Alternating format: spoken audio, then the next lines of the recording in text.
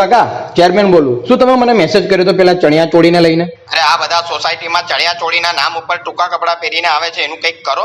વડીલો બેઠા હોય, કેટલું ખરાબ તો લાગે. હવે શું હું બધાને કપડાં પહેરાવા જાઉં? અને સેલું વડીલોને ખરાબ લાગે છે? એમના જ ઘરની છોકરીઓ એવા ટૂંકા કપડાં પહેરીને ક્યાંય બહારથી નથી આવતી, એમના ઘરેથી જ નીકળે છે એવા કપડાં પહેરીને, તો ત્યારે રોકી ના શકે? નીચે સોસાયટીમાં આવી ગયા પછી જ ખબર પડે કે કપડાં ટૂંકા પહેરાઈ ગયા? અરે તો પણ કંઈક નિયમ તો હોવો જોઈએ ને.